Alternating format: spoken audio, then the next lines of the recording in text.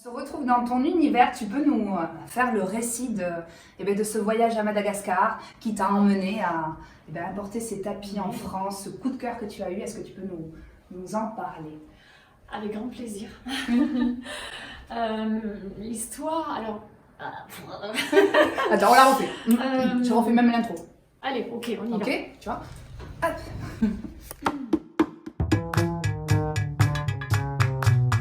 C'est bon. Ok. Oui, moi je propose qu'on remonte et on arrive. Oh merde, je déteste. On se la refait. Attends, on remonte une fois.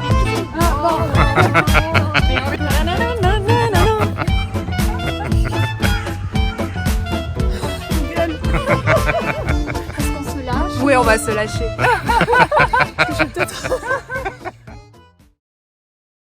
Tu peux nous faire le récit de ce voyage que tu as fait à Madagascar pour en arriver aujourd'hui à importer ces tapis en France? Avant le voyage, il y avait déjà une démarche et une très forte envie de changement professionnel.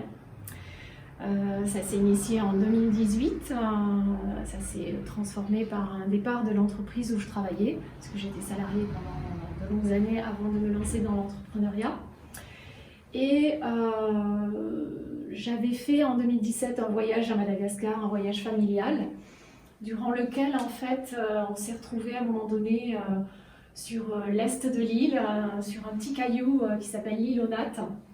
Et il y avait un petit centre d'art artisanat, art local.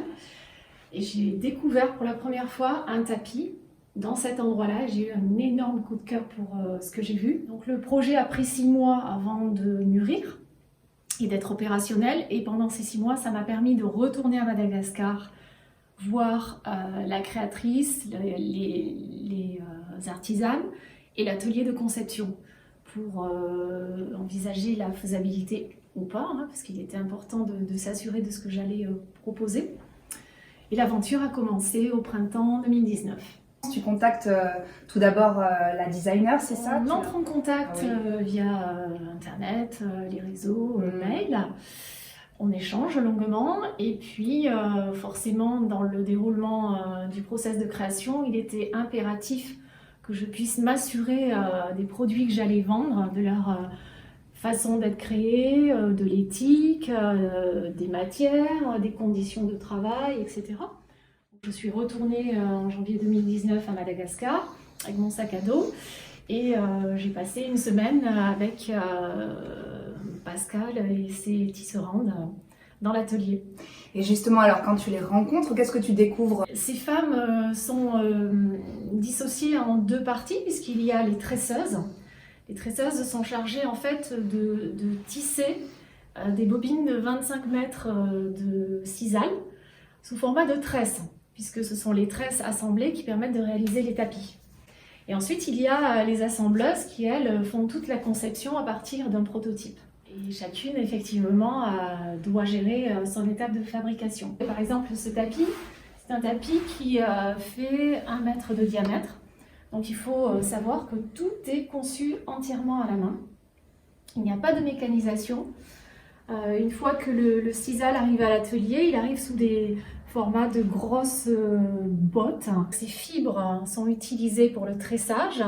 Et le tressage doit être très régulier. Il faut que les tresses aient été calibrées environ de 4 mm et que ce soit très régulier pour pouvoir donner de la planéité au tapis.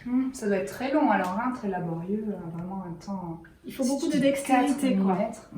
Oui, le tressage se fait sur la matière naturelle, non teintée. Et une fois que les tresses sont faites, elles sont teintées dans différents coloris, puisqu'on a un panel de 64 couleurs. Les prototypes sont dessinés sur des formats A4 et des bâches reprennent le prototype sur lequel les assembleuses, tisserandes, viennent composer ces galettes, si on peut appeler ça des galettes, qui sont individuellement constituées. Elles sont cloutées sur le prototype avant d'être assemblées entre elles. Et c'est cousu par des fils tout à fait invisibles entre chaque galette. Et comme c'est cousu sur tranche, on ne voit pas de point de couture sur les surfaces, que ce soit en recto ou en verso. Et oui, ton tapis, tu peux le... Le tapis peut se dédoubler, Se c'est utilisé en dédoubler. double face. Il est Voilà. réversible. Il est Exactement. réversible, c'est exactement ça. Si on regarde, c'est quand même aussi beau d'un côté que de l'autre, même s'il y a une face recto et verso. Et donc, c'est fait à partir de sisal. C'est une plante qui est extraite de l'Agave cisalana. C'est un cacté que l'on connaît tous avec des feuilles très pointues, très vertes. On coupe ces feuilles et elles sont fibreuses, donc on les défibre, soit manuellement, soit avec des outils mécanisés. Elles sont séchées, elles sont d'abord lavées et séchées au soleil. Sachant que le sisal est très utilisé sur la décoration, en décoration, mais aussi c'est une fibre très isolante. Donc aujourd'hui, on le retrouve dans les énergies vertes. Et donc, ces femmes, c'est un atelier, c'était une 60aine de femmes que tu as pu rencontrer. Oui, tout à fait. Et aujourd'hui, ça en est où cet atelier avec le contexte? Alors le contexte a été complexe pour tout le monde, hein, puisque c'est un contexte mondial. Et malheureusement, il a fallu se séparer de quelques personnes parce qu'on n'a pas pu garder toutes les femmes à l'atelier. Donc ça a été priorisé sur les femmes qui étaient seules avec enfants pour leur assurer de pouvoir manger, se loger, etc. Et progressivement, les personnes sont réembauchées, mais on n'a pas pu aujourd'hui réembaucher 60 personnes. Eh oui. Enfin, on n'a pas pu être au complet des 60 personnes. D'accord. Grâce à cette initiative, toi de ton côté, de faire découvrir ces tapis à la France, de les importer, donc de les vendre, l'initiative de Pascal Levétois de dessiner ces tapis en reprenant un savoir-faire ancestral, toutes Oui, les complètement. deux, votre action, vos actions assemblées permettent à des femmes de travailler aujourd'hui, d'avoir un salaire. Qu'est-ce que tu peux dire de ça? Alors, le sujet revient d'abord à Pascal, hein, puisque c'est elle qui a à la fois designé, puisqu'elle est designer de métier. Elle a permis à ce que soit redécouvert sur l'île même, non? Ce savoir-faire. Oui, alors en fait, c'était un savoir-faire qui était en perdition. Elle a retrouvé 3 personnes qui avaient ce savoir-faire et cette façon de tresser et d'assembler. Et elle a apporté sa griffe sur tout ce qui est design. Et ensemble, elles ont fait croître cet atelier. Et je l'espère qu'il perdurera encore longtemps, puisque cette année, elles vont fêter leurs 5 ans. Tu les soutiens tout autant par ta démarche, par ce coup de cœur que tu as eu.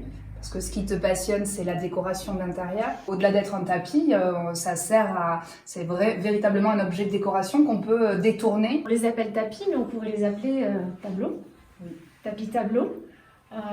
Puisqu'en fait, on peut les utiliser et les proposer pour les détourner sur les murs. On peut faire des têtes de lit, on peut les proposer sur un meuble avec par exemple une table bois avec un plateau vert pour pouvoir profiter de tout ce superbe design. Libre à chacun après de trouver son envie de le détourner ou les possibilités en fonction de son intérieur. Moi, ce que je trouve fantastique, c'est vraiment le jeu de lumière sur cette matière-là, en fonction de l'endroit où on se place, en fonction de l'endroit où est mis le tapis. Il y a vraiment toute une nuance des jeux de lumière, c'est vraiment très beau. C'est une matière qui prend toute la lumière et selon les horaires de la journée, tu vas le voir complètement différemment avec les différents reflets qui peuvent jouer sur tous les aspects de ce tapis. Chaque tapis est unique, hein, déjà par ce savoir-faire et ce fait main. Hein, donc évidemment, on ne retrouvera jamais à l'identique un même tapis, un même façonnage. Et au-delà de ça, c'est vraiment l'utilisation de ces coloris différents. On a plus des thèmes un peu plus aquatiques, on pourra dire, d'autres plus terrestres. Et je trouve que c'est vraiment des pièces uniques qui sont au support d'imagination. Ils te projettent dans une rêverie, une imagination. Je trouve que chaque tapis en lui-même est comme un tableau qui t'emmène à te détendre, à rêver, à changer un peu à te poser. On peut aller vers des univers très différents. Et quand on conçoit un tapis, on travaille à partir d'échantillons que je vous montre. Donc en fait, on a un panel de coloris très très variés. Et c'est ce qui permet de personnaliser un produit en fonction de l'endroit où il va le positionner dans la pièce. Donc il peut déjà y avoir une couleur de mur ou un meuble qui va définir le fil conducteur. Et pour concevoir un tapis dans cette dimension, par exemple, quel temps? Les femmes qui tressent, qui assemblent, combien de temps pour faire un tapis? Sur un tapis comme ça va être une personne qui va travailler seule. Il va lui falloir 1 semaine de travail. À peu près. Hein. 1 semaine. Ça dépend là aussi de la dextérité de chacune. Ça peut prendre entre 6 mois et 1 an avant d'être vraiment bien rodé à l'exercice. Il y a une histoire tout autour de ce tissage. Est-ce qu'il y a une légende, une histoire? C'est pas au-delà d'une légende. C'est-à-dire que c'était des tapis, dans ce qui m'a été expliqué à Madagascar, qui étaient réalisés pour la reine de Tananarive. Donc c'est quelque chose qui date du siècle dernier déjà, qui était beaucoup plus naïf certainement à l'époque, avec souvent, comme on le voit même dans nos univers plus européens, des scènes de vie. Mais ça a été inspiré par cette existence-là et ce savoir-faire qui perdure aujourd'hui grâce à ce mix de savoir-faire franco-malgache, puisque les unes sans les autres ne seraient pas.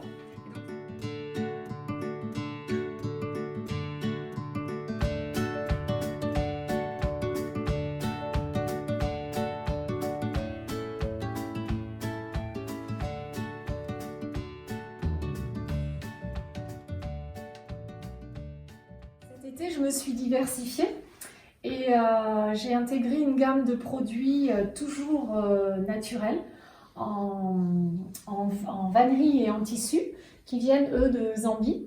On peut le voir ici derrière nous avec ce magnifique panier corbeille qui fait 1 mètre de diamètre, qui est fabriqué par des artisans là aussi. Et chaque pièce est unique, c'est-à-dire qu'il y a un panel d'artisans qui ont ce savoir-faire et qui créent sans forcément leur imposer des motifs. Ils font en fonction de leurs envies et ils nous proposent des jolies gammes de paniers dans différents formats. Donc, la gamme de vannerie est complétée par des tissus wax, Showa et Kuba.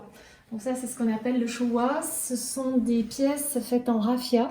Ce sont des tissus qui sont réalisés par des artisans qui, eux, sont en République démocratique du Congo. Le tissu, en fait, était constitué de pans beaucoup plus grands qui étaient portés par les hommes pour des cérémonies, par exemple de mariage, etc. Donc c'était un apanage. Pourquoi ça t'importe qu'on revienne à des produits artisanaux, justement? Alors, c'est pas d'y revenir, c'est qu'en fait, je pense que je suis sensible à l'artisanat depuis très longtemps.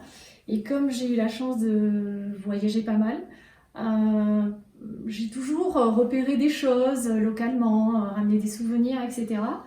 Et le temps a fait que j'ai basculé vers cette reconversion et cette envie de faire connaître des savoir-faire qui peut-être ne sont pas connus à juste titre ou parfois même méconnus, et de les mettre un peu plus au grand jour et de permettre aux gens d'acheter peut-être moins, mais différemment, avec un achat responsable en se disant ouais, je sais que j'achète ça, mais derrière il y a toute une chaîne humaine. Je sais que ça permet aussi à des communautés de femmes de vivre et c'est très important. À Madagascar, c'est certes des femmes qui ont des salaires et des contrats de travail, mais le salaire qu'elles perçoivent permet à toute une famille entière de vivre. Et la famille ne se limite pas au père et aux enfants. Il y a souvent les anciens, ça peut être des cousins, des tantes, des oncles. Donc ça fait vivre très très largement des familles entières.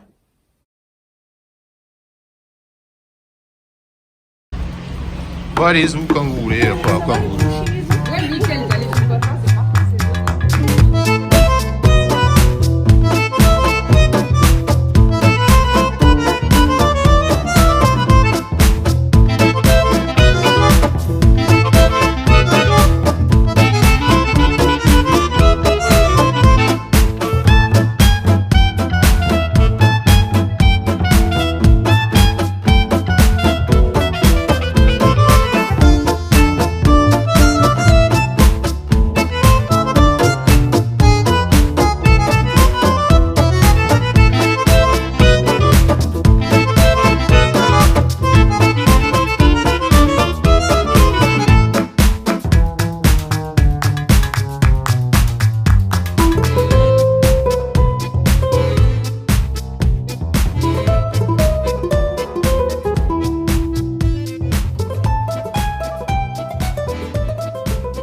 capitaine, l'essentiel est au cœur de l'action.